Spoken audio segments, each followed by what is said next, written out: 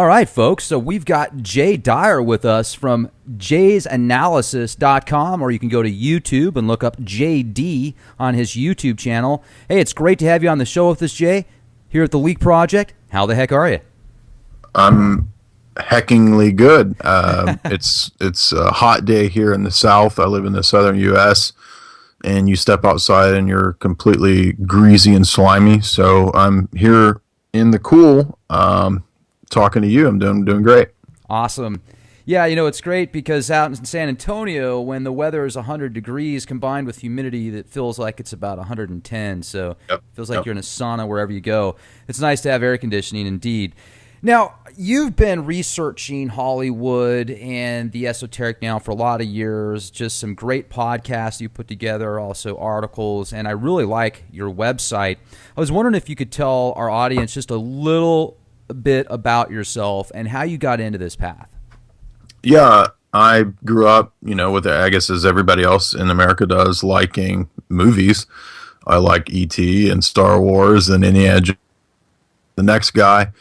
And so that fascination with filmmaking stayed with me all the way through, I guess, high school. I was on the drama team and was voted wittiest in high school. So I was really interested in comedy and theater and acting and the arts in general. So I decided to actually get into philosophy when I did my college period, and that got me interested in things like symbolism and symbology and religion and semiotics, which is the philosophy of signs and symbols. And I noticed that there's a lot of parallels between that and what you see in filmmaking, because filmmaking utilizes icons, images, and symbols. So I really wanted to combine all of those interests into some means or outlet by which I could kind of just play with all of those ideas. And so Jay's Analysis represents really just me kind of analyzing and looking at and thinking about all those different disparate fields and really how they interrelate and connect. I think that one of the tragedies of modern education is that we are so particularized, and we tend to think of things as discrete little things that function on their own. Like there's biology over here, and there's philosophy over there, and there's science over here, and whatever. But I see things much more holistically. So I like to play with all these things and put them together and kind of intuitively consider different possibilities. And I guess, to use the cliche, think outside the box. So I started blogging about 10 years ago, roughly. My site has gone through a couple different incarnations, but it really seems to be working well in its present form. So it's really taken off. In the last couple of years, I've had several million readers of my articles and been thankfully linked up to write for several other great sites like 21st Century Wire and Soul of the East. And so it's all of those things combined together. So you'll find I think there's about 800 or so articles there. Ironically, only 110 or so are film reviews, but that's what tends to be a lot of the traffic, just because everybody likes movies. So there's 100 plus film reviews, and then you can you can read seven or 800 other articles that deal with philosophy, geopolitics, history, and everything. I have comedy too. I do a lot of impersonations and satirical stuff. So that's what Jay's Analysis is. That's great. And also your YouTube channel, I think you did a video where you were basically mimicking Alex Jones and Jeff Goldblum. Yeah, actually I do about 30 different impersonations so far. I'm sure that I could probably think of some more, but yeah, there's another video that, if you like that one, that's even better. That I did 15 impersonations in 9 minutes. So if you find that one, that's a fun one too. Well, that's great, man. And I'm going back 20, 30 years in Hollywood, and I think about the films that were in the early 80s compared to now. Mm-hmm. And certainly the influence Hollywood has on the masses is just phenomenal. I really, in my opinion, Jay, I think that Hollywood has one of the biggest impacts in the world out of all the organizations and industries. I'd say Hollywood's up there at the top. Absolutely. It's global. You look at James Bond, the iconic imagery of Bond. That's one of the most recognizable images in the world, and that's straight out of Hollywood. So absolutely. And when you think about that, you go back 25, 30 years, with the movies that were out then, the TV shows. Married with Children was considered risque back then. And now you've got stuff that's just way above and beyond that. The reality TV pandemic, I should call it. I think it's like a pandemic because look at what it's doing to society. It's almost like we live in this idiocracy society. It's really going towards this bipolar reality where you've got people that are very intelligent and super retarded. Just the IQ levels every year seem to fall on a grand scale, yet you'll still have those few geniuses and gurus out there. And many people that listen to Leak Project, and I'm sure your program, are astute and awake and know what to look for. That's why they go to these alternative platforms that are really growing leaps and bounds. It's amazing how much the alternative media has grown over the past few years. But let's talk about some of these films that are out there if we can and break them down. I'd love to get your analysis also on some of the TV series. But have you noticed a difference in the way that the movies kind of sculpt people on a even subconscious level 30 years ago versus now? Do you see a lot of parallels? Absolutely. And the irony of it is that the 80s for Hollywood was a kind of a second golden age, they call it, because you had all these tremendous franchises that really, at least monetarily speaking, were successful, like Indiana Jones or Star Wars. And you see, in my opinion, there was a lot of creativity in the 80s that we've just lost now. I mean, if you look at modern Hollywood reboots, they're basically all reboots of stuff from the 80s. And now we're moving into reboots of stuff from the 90s. So I think that I don't want to say that there's a lack of creativity because there's plenty of creative people out there, but the studios now are really, I think, so in bed with the overall corrupt establishment as well as in bed with the Pentagon and these other agencies and private corporations that it's all so interlinked that they don't want to ever take any risks, and they just really want to repackage things that they think will be a safe investment money-wise. But then there's a deeper nefarious level to all this, which involves a lot of social engineering, and that's, I think, what you're getting at with what your, the reality shows and all that. That's for me, that just represents kind of toxic sludge culture, which is put out there on purpose to really change our values and to steer us into directions that are not advantageous for us, right? They're often packaged under liberal freedoms, and we'll be more free now, if we can do X, Y, or Z, or have X, Y, Z alternative lifestyle. But in reality, these are intended to take us in a direction that I always point to Brave New World of Aldous Huxley. It's much more controlled. We're going to be much more enslaved when we listen to Hollywood in terms of what the taboos and morals are going to be tomorrow. It's like, we get our new PC download every few years that includes the new terms that we can't say, the new genders amongst this list of 50 genders. I mean, it just gets crazier and crazier. And unfortunately, I know this is maybe a hard pill for some people out there who might be new to this to swallow, but that's actually designed, I believe, by the Pentagon and the think tanks and the big social engineering outfits that want to take us in a certain direction. Have you noticed, Jay, that the commercials out there now, almost every single one, they portray the man of the house as a sissy, very weak. Oh dear, is it okay if I go outside? Do I have to put on my slippers when I walk back inside? It just blows my mind. They're definitely sissifying man right now, and they're creating this. People don't know what to expect. I mean, it's difficult enough as it is for people to figure out reality nowadays with there being so much BS in the media. But then when you combine that with conditioning children at a very young age, it's just this sculpting of no identity almost. It is. Deracination is the idea of erasing from a people group their tradition, their lineage, their identity, their history.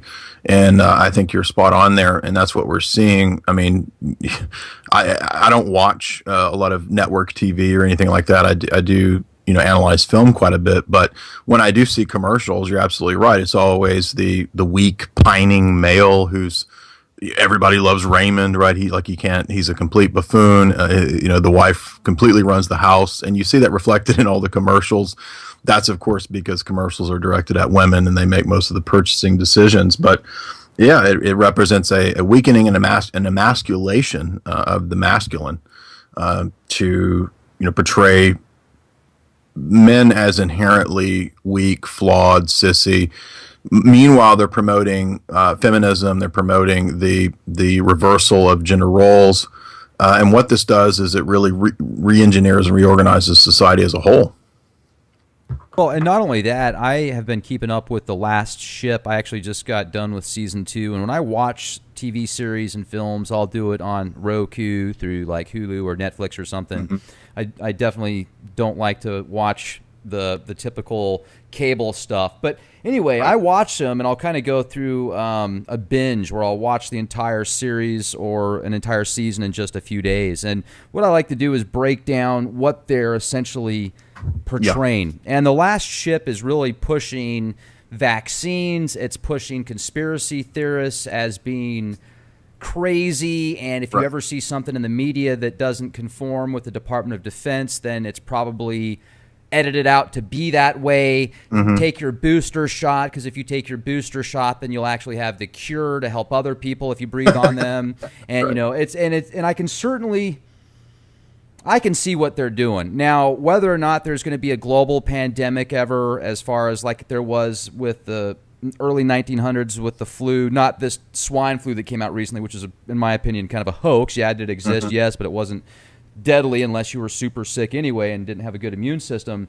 Right. But I see them doing that to make people that do think for themselves confused and be like, man, maybe they're right. Maybe the vaccine is good for me. Maybe I should go get a booster shot every week.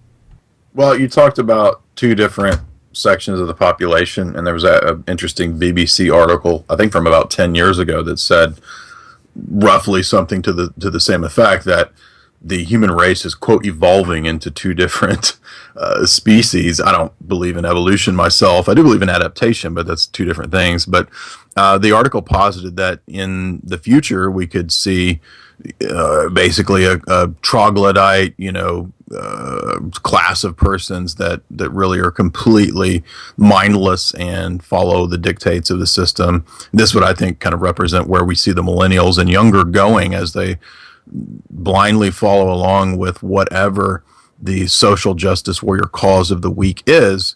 And I think we saw that, for example, portrayed in the propaganda in the recent Star Trek installment. I don't know if you saw that. I did. But, just the most recent film that came out, just barely? Yeah. Mm-hmm. Yeah.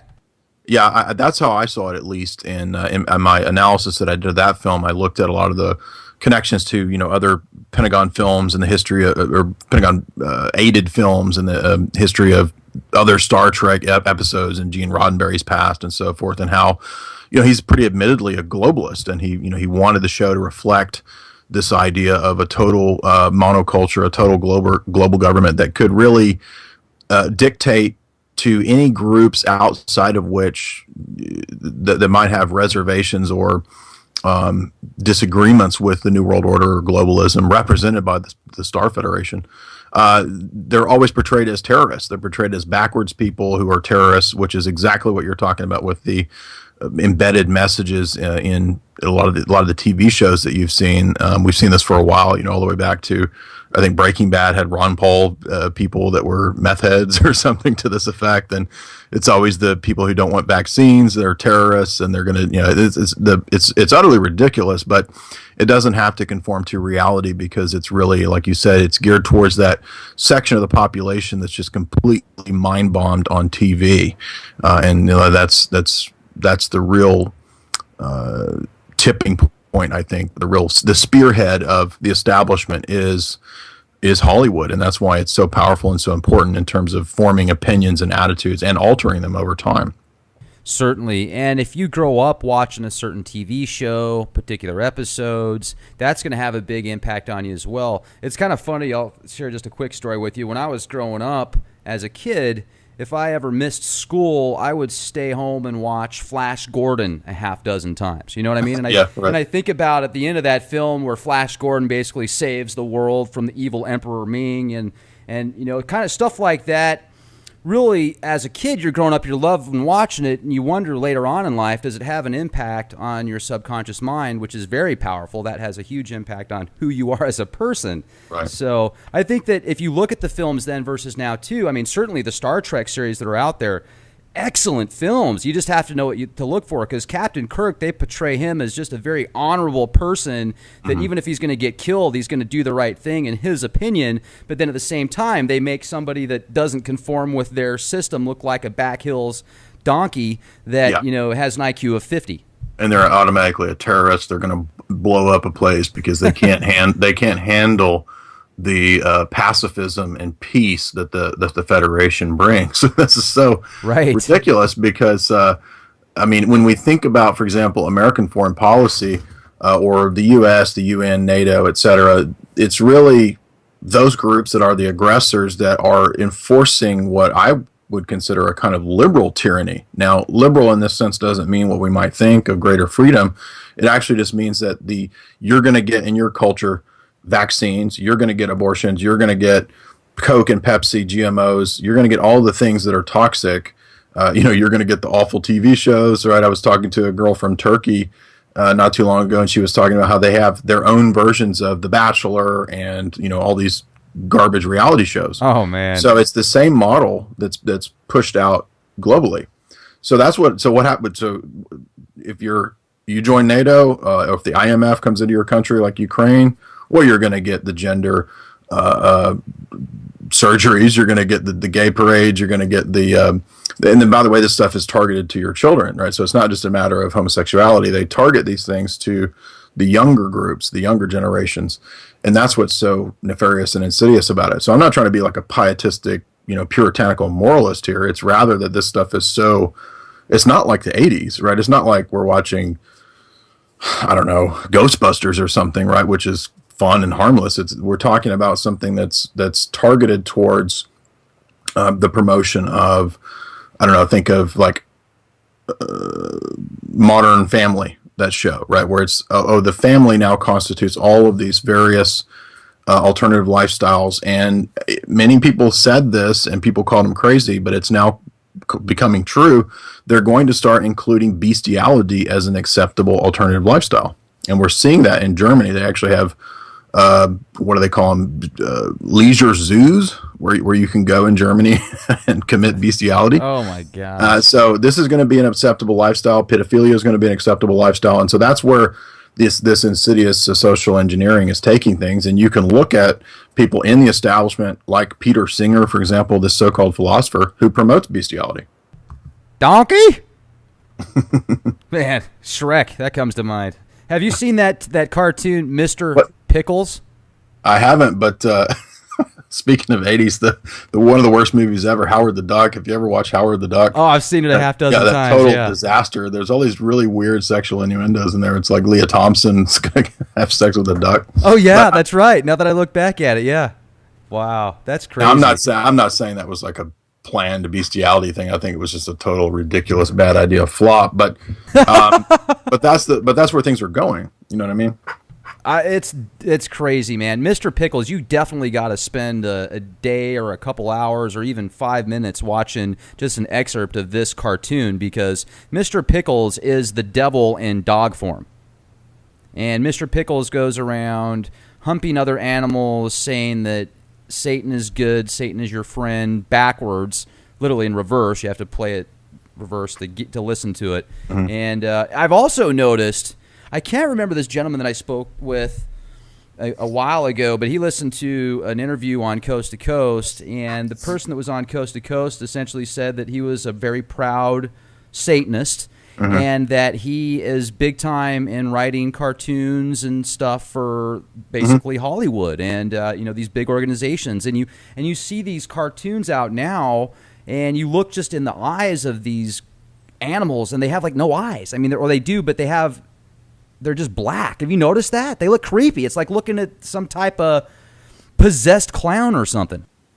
Well, I've actually had some friends that worked in the cartoon industry. One guy worked in Canada. He's written several pieces for my website over the years, and he talked about this. He talked about the very thing that you're discussing. And I remember clips from, I think maybe even like 10 years ago, where you would see the Cartoon Network running ads for cartoons that literally were quoting Crowley, right? It was do what should be the whole law was this particular Cartoon Network show. So you're absolutely right. There's no doubt that's absolutely going on. Well, and have you done research also into the predictive programming with many of the popular cartoons out there like Family Guy and Simpsons? Yeah, I have. In fact, my book will be out in a month or two through Trine Day Publishers, which you can get it now for pre-order. But I have several chapters actually that deal with predictive programming, not just kind of listing the ones that we might be all familiar with from YouTube videos, but kind of going into more philosophical depth and pointing out, references as to who's actually doing this, where's it coming from. But yes, I've seen a lot of the Family Guy references. We've seen some very bizarre things with The Simpsons and Donald Trump, for example. There was a weird scenario where Trump, in an older episode, was a presidential candidate, and there was a woman who was holding a sign while Trump was riding an escalator in the Simpsons episode, and she actually drops the sign. And then, oddly enough, a few months ago in the Trump campaign, we saw him on an escalator going down, and sure enough, a woman drops her sign, just like the Simpsons episode. Now, very strange, high level of coincidence if that's not coordinated. But if you look at all the other examples from both The Simpsons and Family Guy, I think that suggests to me a pretty high level of coordination by a lot of the people who work in intelligence agencies, for example, are from the artistic community. If you look at the history of my mind just went blank. Andy Warhol. Andy Warhol, for example, was funded by the CIA. You can find information on that. A lot of the pop art of that time was funded by the CIA. The abstract art movement was funded by the CIA. That's all been detailed now, even in mainstream news articles. And you say, well, why might that be? Well, that's because the CIA is very much interested in culture creation. So what we're talking about with Hollywood, this is an arm of the establishment's influence on society, most of which is happening through culture creation. So let me give you an example of this. Did you ever see that mildly mediocre comedy from, I think, about the late 90s called Josie and the Pussycats? No. You got to watch that film. Now, I know that sounds ridiculous. This is a stupid girl comedy. But when you watch that film, the plot of that movie is the literal creation of a pop band, something like Britney Spears or, Destiny's Child or something like this. And it's done by the Pentagon and private corporations, and they literally show the crafting and creation of culture in the film. So it's literally all run by the establishment. And so if you want an easy example, right? So maybe you don't want to read a whole bunch of books or something. If you want an easy pop culture example that I think kind of in a revelation of the method way shows how this happens, go watch that goofy film, Josie and the Pussycats. Have you heard of the 27 Club? Yes. In fact, in my book, there are several sections where I cite from Dave McGowan's book, Weird Scenes Inside the Canyon. And Dave has a chapter on the 27 Club where he details, a lot of the suspicious deaths of persons, like Kurt Cobain or, all the way back to Jim Morrison and people like that. What I'm wondering is why they would pick, there's got to be some significance with the age of 27, because there's a ton of people like Janis Joplin and others that at that age, they died. And they were very high up in their field, musicians, yeah. Just so talented. I'm wondering what the metaphysical factors could be there, if there's something more to it that maybe we're not seeing, if there's some type of spiritual contract. Have you done any research into that? Yeah, there's a thesis by Jamie Hanshaw in her book, Hollywood Mind Control. You can get that at Jay's Analysis too, by the way, if you want it. But Jamie argues that's around the age that these people who many times are actually from prominent families or from establishment families, that they might kind of be breaking their conditioning or their programming. So from ages 27 to 30 is where they kind of really take on their own self-image, and they kind of become their own independent person. I know that in my late 20s, that's when I really started, coming into my own. So my guess would be, just apart from the numerological considerations, which I'm not denying, that 27 couldn't have a deeper numerological significance, but I think maybe just from a pragmatic programming standpoint, if a lot of these people are, have been through maybe ritual abuse or mind control or trauma-based mind control, that they might break their conditioning around that time period. That's why we see, too, I think, a lot of weird outbreaks or meltdowns. If you've seen the phenomena of the celebrity meltdown with Britney Spears or Amanda Bynes, that it's around that age that they really perhaps rethink things, or they have a meltdown, basically. So that could be staged, and it could be PR, but it also could be real psychological problems that these people are having. So my first thought would be that it's, the age where you're kind of coming into your own and thinking independently, and you think, well, maybe I've been screwed over by this system that I've been a part of. Sure. And if anybody's ever seen the series Stranger Things, it actually just came out on Netflix. It's a Stephen King book originally, I think. This thing is full on amazing. He throws in esoteric with the MK Ultra programming and stuff that was done, and you look at that, paralleling it with, if you read and study what some of the things that were done with MK Ultra victims, it's crazy. But I wonder how many people in Hollywood, or that are at the top of their acting careers, many of these movie stars and such, how many are actually a part of some type of MK Ultra programming? A lot of them I know have multi-personalities. Famous, like, was it Serena Williams? Multi-personality disorder. Yeah, that's a great question, and it's always hard to to really know for certain, because so much of what comes out into the media on the part of Hollywood can be PR. So a lot of times you can even have arranged marriages and then arranged divorces, and the reason for that is to put people into the news. If you read, for example, biographies of Michael Jackson, they'll talk about the hyperbaric chamber phenomena. If you remember that from the 80s, that was actually cooked up. That was cooked up by Jacko and his PR guy just to keep him in the news and in the tabloids. So it's hard to know for sure, when we're seeing something that's not staged or done for PR, or when it's, a real breakdown or a real situation of multiple personalities. I certainly believe that multiple personalities is real, and I'm sure that a lot of these people do have that psychological problem. And I don't know for sure if it's Venus or Serena. I can't remember which one either. But my guess would be that in the case of a lot of kind of what I guess you could loosely call the sex kitten types, they probably have been abused. We know that what's come out in relationship to a lot of the high-level directors, Corey Feldman has talked about this kind of stuff, that the pedophilia aspect is a lot more prevalent than people would have thought. And that would suggest that probably a lot of the starlets, have been abused, and that their breakdowns are probably related to this later in life. As to how complex or controlled that is, it's really hard to say. But I would guess that, people like Miley Cyrus or Amanda Bynes or Britney Spears, that's probably what they've been through. You think any of them ever get possessed? I would say that is possible, yes.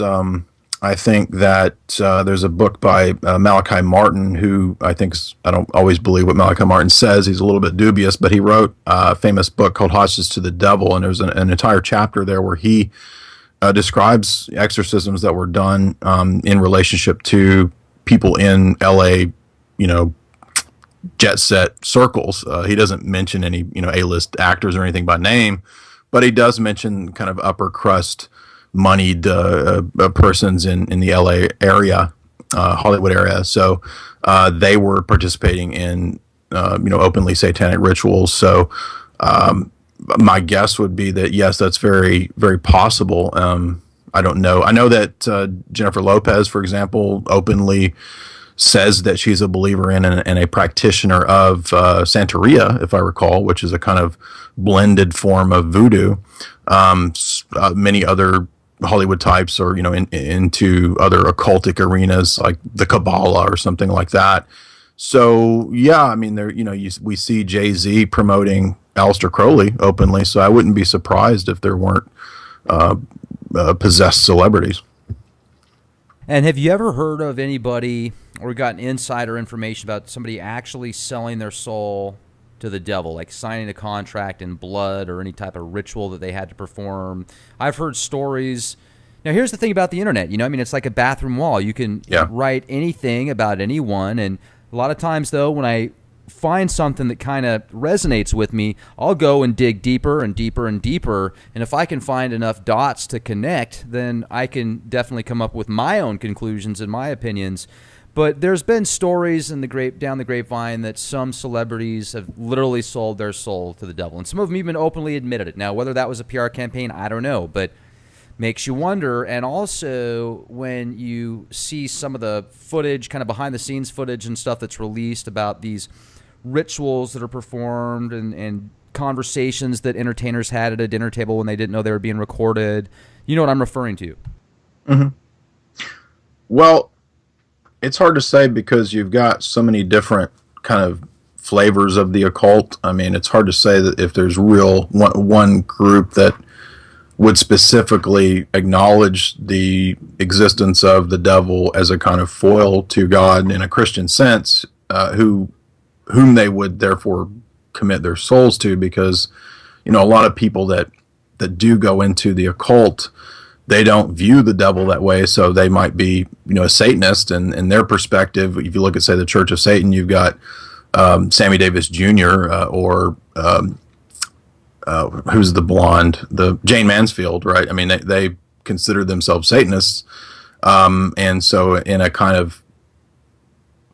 way, I guess they could have viewed it as selling their souls to the devil, but I think they also didn't really believe the devil was real. So in that sense, it depends on, I guess, on what sense you mean it. So in a sense, they sold their souls to the devil. I don't know about actually signing a blood contract, but I certainly think that there could be other examples where, you've got people who are interested in, again, Crowleyanism. That's very popular in music and Hollywood. And, again, in their vantage point, they see themselves as attaining levels of godhood. So, I guess whether or not you're actually signing some kind of contract, in my view, it doesn't really matter, because you're duping yourself into believing that, this dark path or this left-hand path or whatever is going to give you godhood, and you might get fame and fortune out of it, but what you eventually discover is that you're a slave to the system. And, you look at somebody like, I don't know, Lady Gaga, for example. I mean, I don't know that she particularly believes in anything. Well, she says she believes in God and so forth, but these people see themselves as attaining godhood. And then I think that when they have their meltdowns, they realize that, I mean, if you're having a meltdown, you're not a god. I'm sorry. You know what I mean? Right. I mean, unless you're like a Greek god, I mean, I guess they're always having meltdowns and incestuous relationships with one another, but you're not becoming, Hova or whatever Jay-Z thinks he is. I think Jay-Z is going to find that he's immortal eventually, like the rest of us.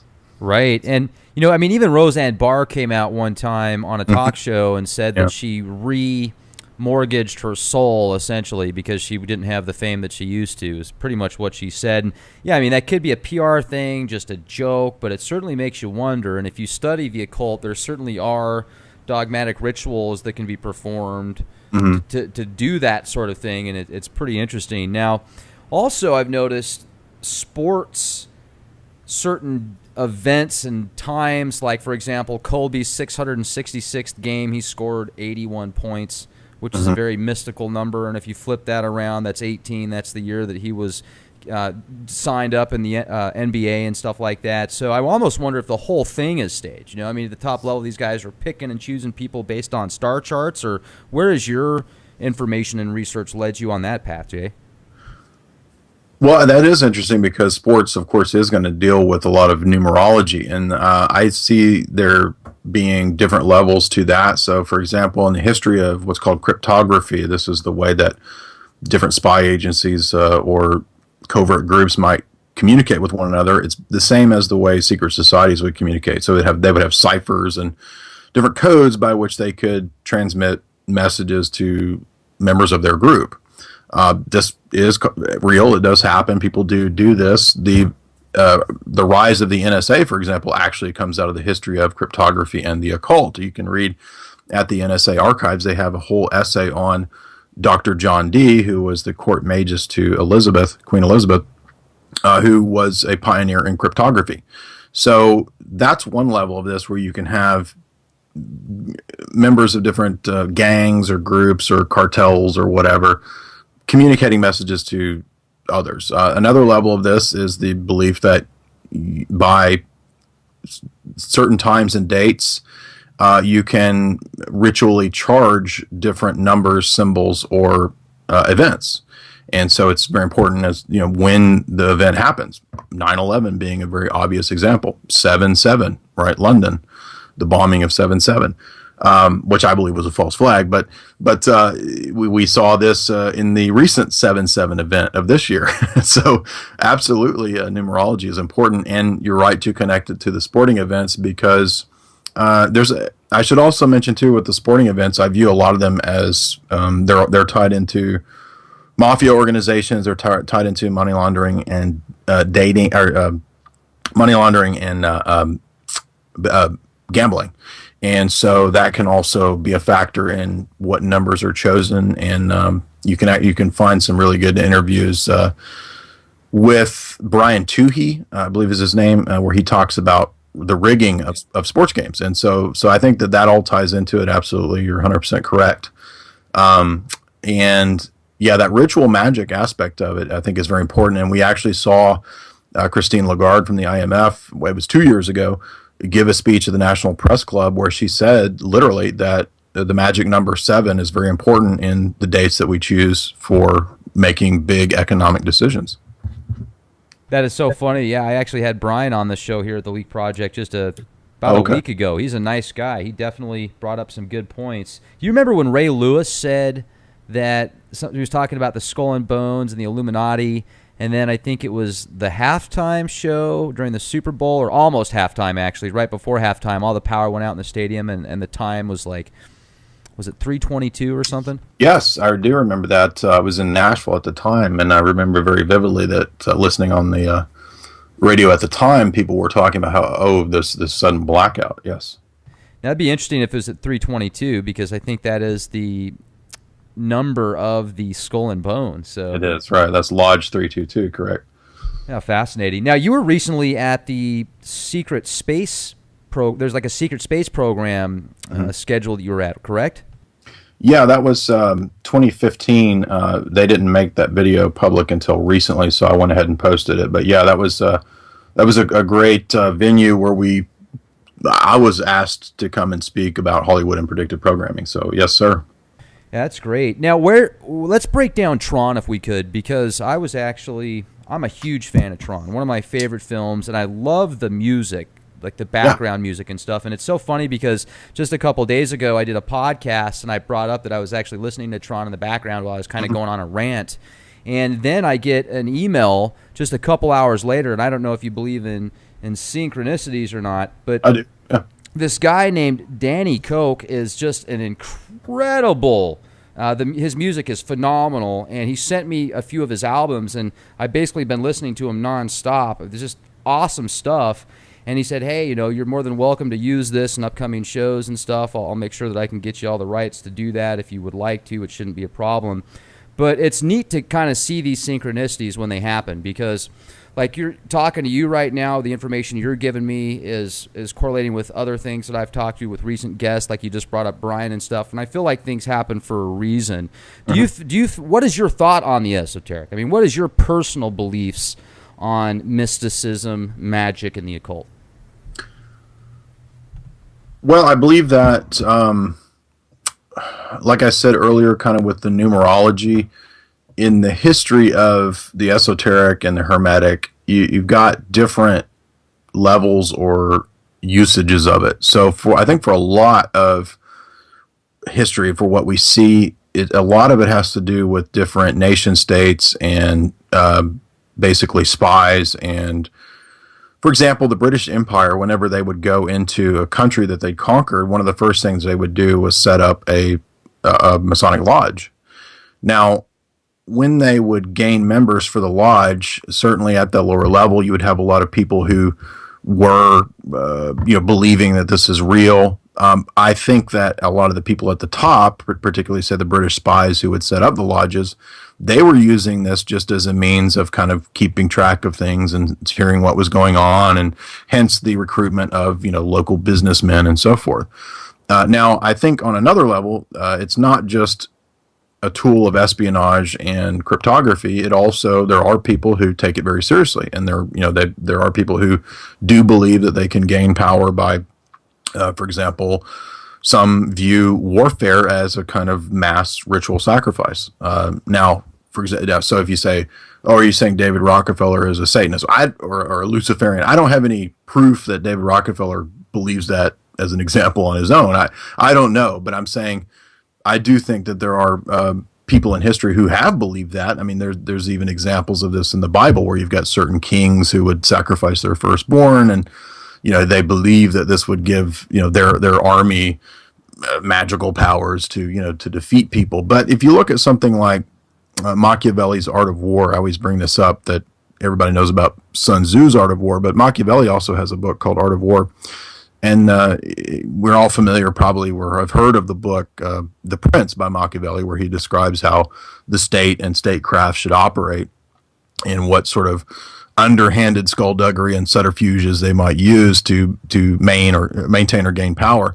Well, in his book 6 of Art of War, he actually lays out a whole bunch of strategies for rulers and kings to use, which includes faked visions and magical prophecy. So this is actually an old trick that leaders and kings and nation states have used to mobilize their more dubious and superstitious population.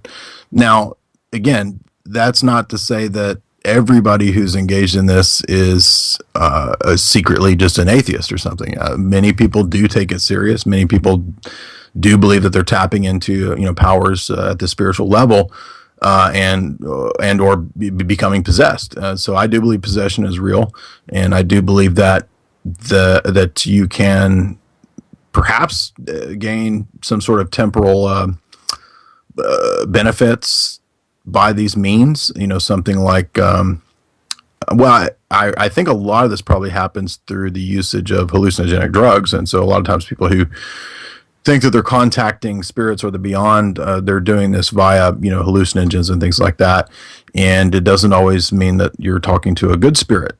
So that's what I think is happening for a lot of the people that think that they're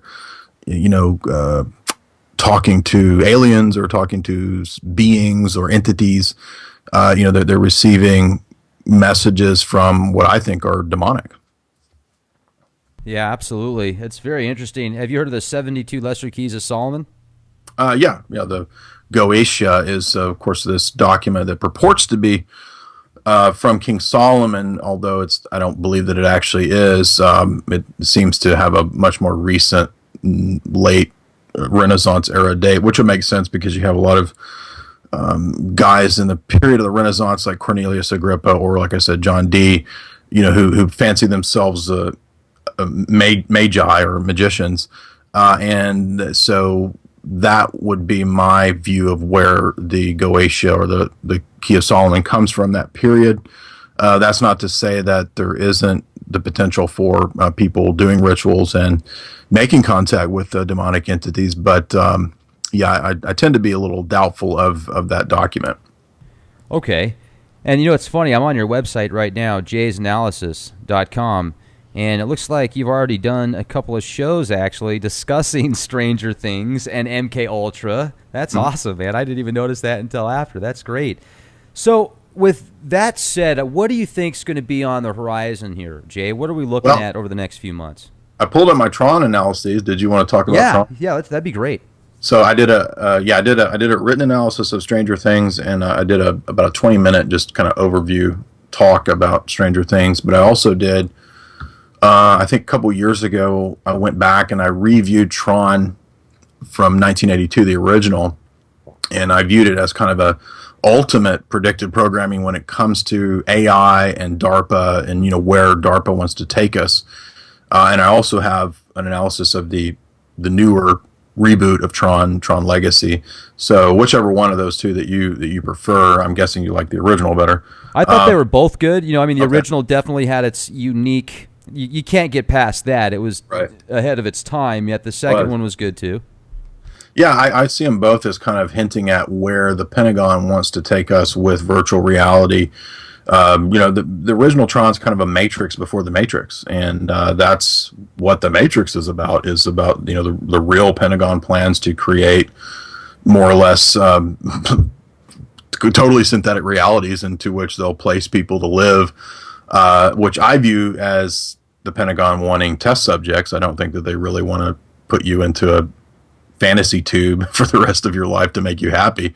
They want to use it for mind control. I mean, this is what Total Recall is about, right? I mean, the story of Total Recall, I think, hints at or talks about this aspect of mind control. And so many of the Philip K. Dick stories were about this kind of predictive programming. And I think it's the same thing that we see with Tron. Tron is really showing us that game theory, the creation of virtual worlds. This is big at the NSA and the Pentagon and the RAND Corporation, these different game theorists who've been dealing with this for so long, and that's the long-term goal of AI, which is to basically have everybody corralled into smart cities that are run by artificial intelligence. And to keep you satiated, you'll have your Oculus Rift or whatever the latest version of the VR is. That's very interesting. I saw something like that when the Nintendos came out way back in the day, as far as a futuristic vision, seeing the possibilities. And now you've got films like Surrogate with Bruce Willis, where that's essentially what they're doing. They've got avatar bodies, and then they sit in their occult, or not occult, what is that thing called again, that VR system? The Surrogates is a great example. I'd forgotten that film, but you basically have this, you just lay in a pod, and then your double goes about the business of the day, where you're no longer I guess susceptible to death or sickness or danger or whatever. And yeah, they all turn into promiscuous heathens. Essentially, it's hilarious. Yeah. They're like, we could do whatever we want. Yeah, that wasn't. Is it Enemy of the State?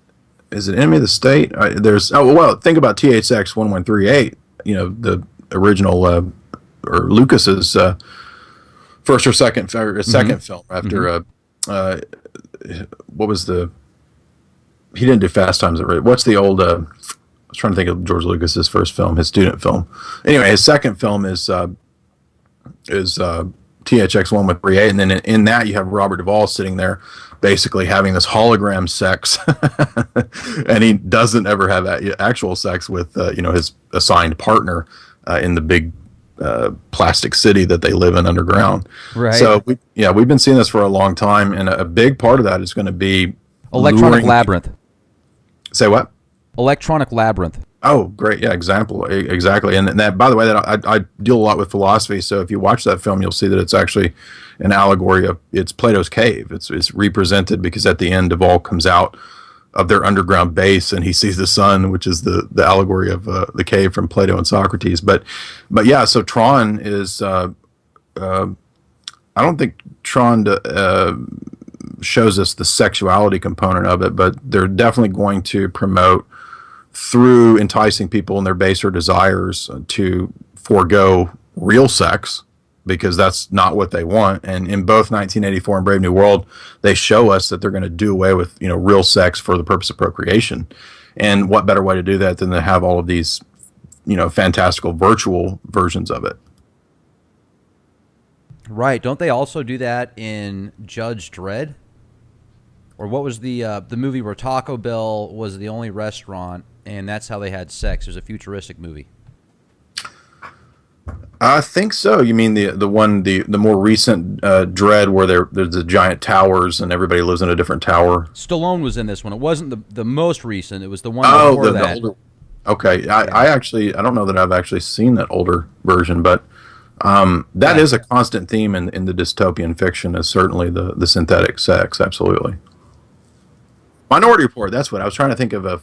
It's Minority Report where he runs into this big facility, and it's basically there's all these people that are in you rent the little room. Right. Yeah, where we're all having a fake sex. Yeah. What about Vanilla Sky? You remember that film? Oh yeah, great point. That's one of the films I haven't got. You're naming all these movies I haven't got to yet. That's one you might want to consider touching on, because it's definitely ahead of its time. I think that came out in the early 2000s. Tom Cruise was in it. That was a good film. Yeah, it is good. It's roughly based on kind of Scientology philosophy, and I'm guessing most people have seen the film. But so yeah, you've got basically cryogenics, where you're frozen for X amount of time, and then while you're frozen, you're actually living your memories in this kind of virtual reality. So once again, that Matrix theme that we've seen. Now, Ex Machina, was that the one where there was a guy that basically had a ton of money? He had a facility out in the middle of nowhere. He made robots, and one became so smart that it tricked somebody into yes, around? I actually did do a pretty lengthy analysis of this film. You can find that there at the site. And my view of this is that this is more or less what we're looking for with the NSA and with the Pentagon developing what's called the global brain. And so their idea is with Google, with the Internet of Things, that basically you can create a kind of real-time tracking version of everything that's happening in our world. So I guess it's debatable as to how far they've gotten with that and whether they've really created that or not. But Hewlett-Packard, central nervous system of the Earth. Yes. They've got 1 trillion microchips around the world. There you go. And the idea is to eventually have everything tracked in real time. And what you said, well, what's the point of this? Well, in the film, what they present is the thesis that the AI need what we might call a synthetic subconscious to draw from. So if you wanted to, I don't personally believe that AI will ever be, quote, conscious, but if they wanted to mimic it or come as close as possible to consciousness, then a synthetic version of free will, the closest that you could come to that would be the possibly drawing from all of the different data that's collected from the net, and then maybe some sort of algorithm that allows it to kind of randomly react to things. And so, for example, if you watched the IBM computer when it was on Jeopardy with that Mormon guy who was like won all the Jeopardy. Yeah. If you go back, if you watch that episode where he supposedly battles Watson from IBM, then you'll see that sometimes what Watson has trouble with is nuances and double meanings or double senses of things. And so the same idea is kind of going on in AI, where the guy who you're talking about, the billionaire rich guy who's kind of the Facebook Google guy, he uses all this mass data, big data from the internet to give the AI the impression of it actually kind of choosing between options. So in the same way that Watson kind of has trouble with this in that game show, the AI in the film is presented as kind of surpassing that. They've solved that problem, and they can get the AI to, at least maybe in some sort of random sense, choose between different options. And they've used all this data from Facebook and Google and searches and so forth, and it's tailored to the individual. So I think the film is presenting the AI as being conscious. I don't think that AI will ever actually be conscious, but that's definitely where they want to take things. And all the data from the internet is supposed to represent this synthetic subconscious. And just as the human kind of chooses, as we go about our day, we make a decision, this thing or that thing. It's kind of unconscious. We're doing it unconsciously through. I believe we have free will, so we're making decisions, but a lot of times those decisions are prompted, what we call in philosophy, through volition or through the subconscious. So that's what they need to mimic, is my view. And I certainly hope you're right, because if you look at the way supercomputers have gone from 2008, the fastest was the IBM, I think it was the Roadrunner or something like that. It was 1 petaflop, which is 1 quadrillion floating points per second. Now, 8 years later, you've got one in China that's running 93 petaflops I mean, that's just insane. That means that if you did predictive programming on 7 billion people, that one computer could calculate over 13 million calculations per person per second at any given time of the day. So that's pretty good accuracy, in my opinion, especially with the tech that they've done with the studying of neurolinguistic programming and psychology and everything else. So yes, even if this artificial intelligence doesn't think for itself, but if you program it to where it thinks it can think for itself, then you could have some pretty scary stuff. And I noticed you also wrote about Terminator. One of the big themes of Terminator is Skynet. Well, Skynet is a real military satellite system that's been out since the 70s. Yes, I have analyses of the Terminator series as well, and that's exactly what I talk about. And when I was at the Space Program Conference, a majority of my lecture focused on how Skynet is presented in film, and then I compared it to the documents that have been declassified from the 80s that dealt with SDI, Star Wars Defense Initiative, and the AI programs that were running concomitant with SDI. So what they were actually trying to develop under the Reagan Star Wars Defense Program was not just a satellite network to supposedly defend us from the evil Russian Empire of atheists, but also to allow the satellite networks to function autonomously.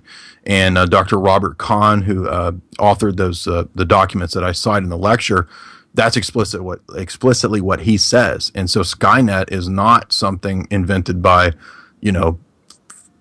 pot-smoking science fiction writers. Skynet is something that's directly out of the mind of the Pentagon. And there are actual Air Force documents that literally show Skynet, and they literally show how it's going to be linked up. And, they want to have it linked to all the microchips and all this stuff. And, I mean, I'm not trying to be a fearmonger, but I'm saying that is a real Air Force document. And it would, for corporations such as IBM, it would be a total cash cow for them, because if they've got the patents, or if they're making the chips on a global scale, because literally you can read about the Hewlett-Packard Central Nervous System of the Earth program. It's been around since 2009. You can go directly to their website. They've got these miniature nodes that are so powerful they can sense your heartbeat. It's incredible, and that's 7 years old. So wow, that's a great example. It makes me think of there was something else in the film I was going to touch on. War Games. If you remember the film War Games. Classic. This is another one that shows this same principle of, setting up this giant AI that will war game these scenarios based on, Rand Corporation rational choice theory. And we find out that, actually it's not a threat from the evil Russians. It's actually the Pentagon who's set up this whole thing that supposedly comes to life or whatever, which, again, I don't think it's going to come to life. But you're right, and when you talk about the ability to tabulate what you're calling predictive programming, which is just essentially psychological profiles for anybody. And that's what's shown in Ex Machina. And CNN actually did I don't trust CNN, but they did a report on AI, and there was a reporter, I forget his name, but he went and said, let's check out the latest AI. And the guy at the lab was saying, okay, well, actually we can run a profile on you based on, in all of your internet footprint. And so they literally just typed in the guy's name, and it immediately had a complete psychological profile of this guy. So I don't doubt that. And if you look at in my analysis of the Terminator series, I cite the IBM CEO's lectures, where she literally, if you can go find her lectures, they're at the IBM YouTube channel. She says, in the smart cities, such as Rio, Singapore, the coming smart cities, she said everything's going to be integrated, and they're going to literally have a total profile of every single, quote, citizen or slave in the city, and it's all going to be run on pre-crime. So they're going to know the crimes that you're going to commit before you even do them, which, come on, that's like a total scam, right? I mean, they could just say you're going to commit a crime, which is the plot of Minority Report. But she literally says that in the lecture, her IBM lecture. She says it's going to be so great when we have pre-crime. Jeez. Did you ever write about the movie Knowing? Actually, the guy I mentioned before who worked in cartoons did an analysis for the Knowing at my site, and he pointed out connections to, obviously the film is based on numerology and kind of Kabbalistic themes, and there was a lot of weird. The film is about predictive programming, and you see these phenomena, these events that seem to be pre-signified in different numbers and symbols, numerals and symbols. And Nick Cage's character discovers that there's these entities that are involved in it behind the scene. And Nick Cage, by the way, is a big fan of the esoteric. His gravestone is a giant pyramid, and he's a big fan of Jacob Boehm, the late medieval esotericist. I think it was Prussian or German. I forget where he's from, but yeah. So did you see that picture of him? Or not of him? Did you see that picture of someone that looks just like him? That's 100 and something years old and that's sold for big bucks on eBay. Yeah, they actually asked him about it. It's a pretty funny interview, I think, on Conan or Jay Leno or something like that.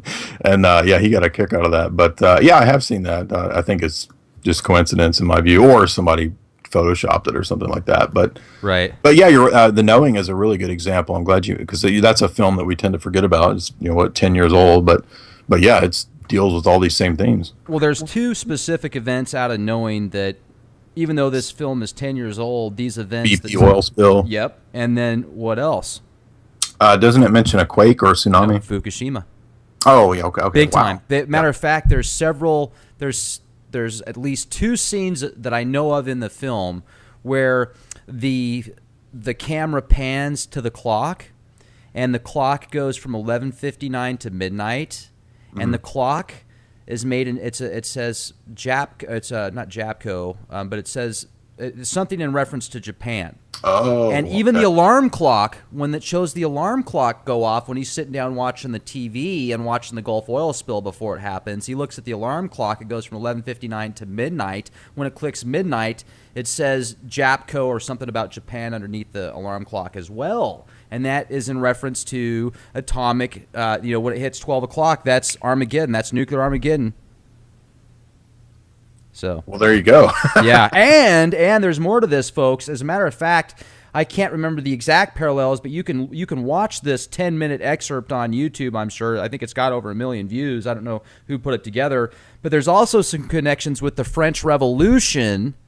He looks at a book that says something about the French Revolution, and there's a connection there with some type of radioactive materials or something as well. And you got to watch the film to get the connection on that. But it's pretty spooky. Okay.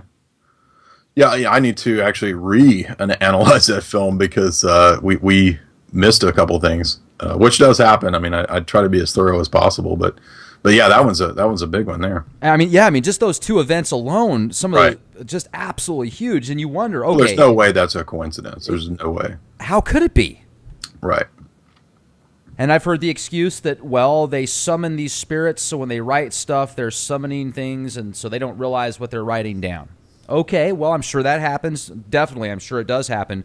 But when you hear about the DOD being so heavily involved with filmmaking, like, okay, if you change the script a little bit, we'll let you use this warplane or this helicopter. Yeah, I'll give you another example that a lot of people don't think of, and this is my buddy Mark, who runs Soul of the East. He actually pointed this one out because he's a big fan of Dostoevsky. This is a literary version of this. If you look at the Dostoevsky novel The Possessed, and I believe it's the late 1800s, 1880s or somewhere in there that he wrote this novel, Dostoevsky says that the communist revolution, there's a character in the novel who's kind of the Bolshevik revolutionary type person. This guy says that he's going to bring the revolution on a top of 100 million skulls in Russia.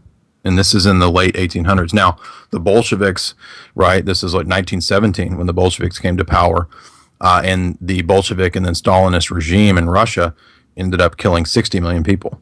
So here's Dostoevsky, some 30, 40 years prior, saying that the communist revolutionaries will kill, he said 100 million, but 60 is good enough, right? On the top of 60 million skulls. So there's a literary analysis that I don't think that was planned. I think that I would agree with you that a lot of times the stuff that we're seeing now in Hollywood is DOD coordinated, just like with The Simpsons and Family Guy. I think these things are planned, but I also hold out the possibility that that artists and writers can be inspired in a kind of prophetic way. They can kind of get an intuitive feel or sense for, something good or some impending doom that's coming in the near future, and they get this prophetic spirit, you might say, from the ether, from the spiritual realm. Oh yeah, I absolutely agree 100%, and I certainly don't think that all movie stars and people in Hollywood are under mind control or have multi-personality disorder, but I've certainly seen enough people go into breakdown mode to make me question how many people that are way up there in the echelons have been under some type of mind control. And I'm pretty sure it was Serena Williams, but when we were talking earlier about the multi-personality thing, and I also wonder, what do you feel about House of Cards? Have you been keeping track of that series? No, actually, I've been so busy lecturing through Carol Quigley's Tragedy and Hope and finishing my book that I haven't had a chance to get into House of Cards. Okay. I had time to do Stranger Things just because it was brief. It was only one season of 8 episodes or so. But no, but I've heard everybody talk about how this is really just showing the total pragmatic, nefarious, oligarchical tyranny in Washington. Yeah, and Kevin Spacey does such a good job too. I mean, even though he's like the most evil, wicked man in that film, it's like it's hard not to root for him because he plays the part so good. You're like, I don't want to root for him, but I am. Well, since I don't mind any spoilers for me, but enlighten me. What are some of the things that it shows about DC? Oh my goodness! I mean, what doesn't this guy do to stay in power? I mean, he's done just about everything, but now it's at the point to where he can see his grip of power. He's essentially losing his grip, so he's declaring martial law and starting a war. Oh, interesting. Yeah, that's funny because as I've been lecturing through Tragedy and Hope, and for those that don't know, Carol Quigley was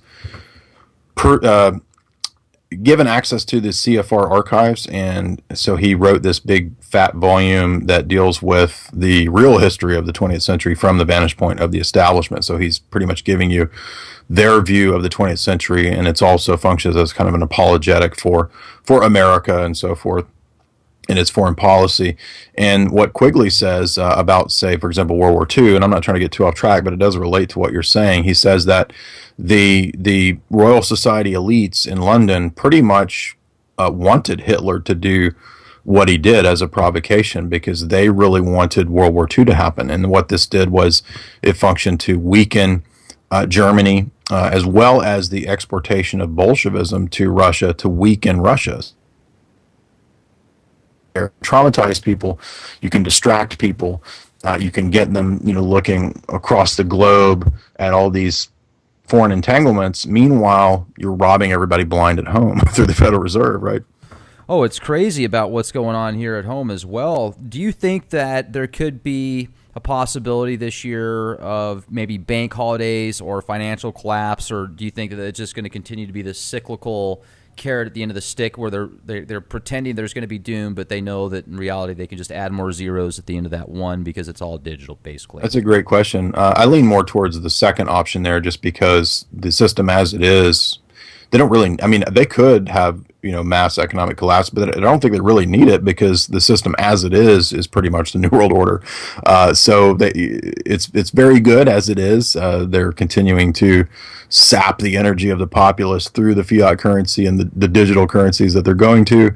And why destroy what you've got? It's working very well. So I don't really follow with the doomsayers just because, again, referring to Quigley, Quigley says that the bankers engineered the Depression and the boom, the following boom and the later Depression.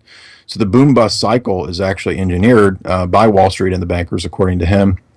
And it's a cycle that they know very well. They're very used to. It's not the hidden hand. It's not a free market. It's not, it's not the invisible hand of the free market. It's the hidden hand of the bankers and the shadow government that benefit from stages, decades, and periods and cycles of boom and bust. And what that does is allow them to, on the one hand, have a period of privatization where everything, the assets are transferred over to private interests. And then there's calls for socialism and liberalism, FDR. What that does is then under the guise of populism, it allows everybody's wealth for the next generation to be collectivized. And then you have privatization. So this back and forth shift, according to Quigley and other writers, John Perkins, Confessions of an Economic Hitman, what that does is it allows regulation and deregulation to basically rig the system back and forth in the boom-bust cycle. So I think they really like the boom-bust cycle, and I don't think they want or would like to have a big economic collapse, although it could happen. John's a great guy. We had him on the show a few months ago, and the Confessions of an Economic Hitman is certainly a very good read. The stuff that he went through, definitely X-Files stuff. He lived the conspiracy. Right. I mean, wow, that's some definitely incredible things that he brought to the table. His testimony was fantastic. And I was actually going to bring him up earlier, Jay. I'm telling you, man, a lot of the stuff you're talking about is just sinking and resonating with things I'm about to mention. This is incredible. It's like a mind meld here. I feel like I'm in Star Wars. This is cool. Yeah, man. So when you go back to some of these films like recently, is there anything that you've done recently that you'd like to share with us maybe before we close out the night, something that I haven't touched on that I should have? Well, like I said, there's a vast archive. If you like what you're hearing here tonight, you can go check out the archives. I've got tons of articles on geopolitics, the history of espionage. I've got articles on Hollywood films, history, you name it, and a lot of articles on the esoteric and philosophy and theology. So all that stuff's there. You can get my book, pre-order it now. It's going to be out in a month or two. The book is called Esoteric Hollywood Sex, Cults, and Symbols in Film. And don't be misled by the title. It's not a Hollywood scandal book. It's actually a book that's what we're talking about tonight. It's this kind of stuff put into book format. So it's a great way to wake people up to this kind of stuff who may not be familiar with, all the ins and outs of what we're talking about, but they know movies. Who doesn't know movies, or who hasn't seen E.T. and stuff like that, right? So you can kind of lead people into a deeper understanding of how the world really works through film, introducing them to philosophy and geopolitics and so forth. So it's very readable. It's not too academic, but it's also not too watered down. I think it deals with things at an appropriate level of depth. And then I also offer at my site subscription service for lectures that deal with, for example, last year I did a lecture through the entirety of Plato's Republic. So if you're interested in kind of a classical education and maybe getting introduced to the basics of traditional Western philosophy and logic and so forth, then you can subscribe to my stuff for $4.95 a month or for $60 a year. But it's not just me rambling on for hours. I also do quite a few interviews with everybody from, similar to people you talk to, like economics experts, professors. I talk to spies, former spies. We talk to artists, actors, musicians, all kinds of people that run the gamut, as well as alternative researchers. Absolutely. I was actually amazed when I found out recently how many people in the entertainment industry listen to Leak Project. I thought that was pretty cool. Yeah, that's awesome. One thing I was hoping to ask, too, before we close out tonight, I just noticed this on your YouTube channel, and I'd recommend people go to JD on YouTube. It's pretty cool stuff on here. I mean, you've got dozens, if not well over 100 videos on here, don't you? Yeah, there's, I think, 200 or so or more. I don't remember the exact number, but I've been really pumping up the YouTube channel the last year or so. That's and great. Trying to put out more and more stuff. I just got like I said, a new computer, so I'm going to be doing a lot more videos. As previously, there was a lot of audios that were just loaded up to YouTube, but yeah, it looks like there's two.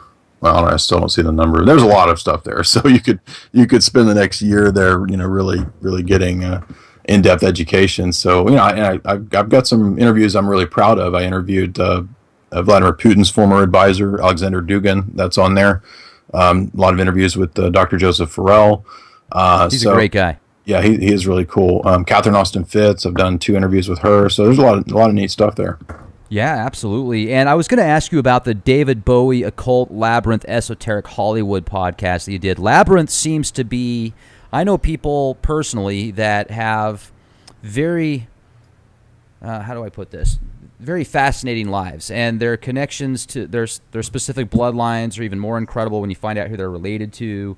And Labyrinth has had a big impact on their lives. They love the film. They love David Bowie. And it definitely seems that guy in particular, if anybody's an alien in Hollywood, I'd say David Bowie. That guy's awesome, man. And just his recent passing was very unfortunate, but the music video, Lazarus, that he did, that was awesome. So that was really cool the way he put that together. Very occultish and esoteric. But what are your thoughts on David Bowie, the Occult, and Labyrinth? Yeah, that's funny you said that. That was actually the first film analysis that I ever wrote was Labyrinth. And that was the first Jay's analysis post, I think. If not the first post, the first film analysis. So you're absolutely right that that's a very standout, bizarre movie. And so, yeah, you can read my analysis of that for a longer treatment. And I think the audio that you're referring to is really just me summarizing the analysis that I did. But yeah, man, there's so many angles that you can take with that. I read it as kind of a mystical allegory of what's going on in Sarah's subconscious in the film. And so she's kind of falling into her subconscious and then sort of winding her way out of this labyrinth that could also be an allegory for mind control. I don't exclude that possibility, but it also just seems to be an allegory for the subconscious and kind of the archetypal symbols of in a Carl Jungian sense that relate to her progressing out of youth into puberty. That's a big part of that film, which oddly enough is in a lot of 80s films, the kind of coming of age thing. But you really would have to, I guess, just read the analysis to get into the depth of it. But I think that Bowie, I don't know what to make of Bowie. I mean, is he a CIA creation? Is he a rogue? I don't really know, just because I haven't really, I mean, he was kind of before my time, and my experience with Bowie was with Labyrinth, because I was, a kid growing up in the 80s. So sure. I don't know what to make of him personally. I know that his son directed that film Moon, I think, with Sam Rockwell, which is interesting because it deals with cloning. So I think Bowie definitely knows what's going on. And there is, I'll tell you an interesting article you can read that nobody else has touched on. Oddly enough, by the guy that I mentioned earlier, Alexander Dugin, Putin's advisor, actually wrote a really lengthy analysis of Bowie from an esoteric vantage point. So if you read my analysis of Labyrinth, I would say complement that with Alexander Dugin's analysis of Bowie, and that's Dugin. Those are two really good articles that I've not seen anybody else go into that level of depth about Bowie. But he kind of presents him as this sort of dark hero in a way. Okay. Kind of going down this left-hand path and maybe realizing that dark path was not the way to go, right? I mean, that there was Bowie said a lot of interesting things over the years, that could be construed as anti-establishment. So I don't know. What do you make of him? I would say a rogue rocket man. That's kind of what I gather from him. A very mystical person, certainly in the know. Bowie's in space.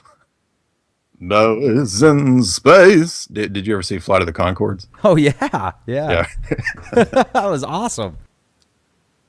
I got to tell you, this has been great, Jay. I really appreciate you coming on the show here with us, The Leak Project. And, folks, definitely check out jaysanalysis.com. Go to YouTube and subscribe to the JD channel. Also, go to leakproject.com. You'll have access to exclusive content, youtube.com/clandestine Time Lord.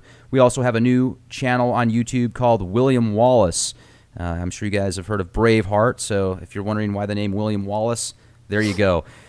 Jay, it's great to speak with you. Thank you so much for coming on, and hopefully we'll have the opportunity to speak with you again sometime. Yeah, let's do it in the future. Thank you. Absolutely. Thank you so much. You have a fantastic evening.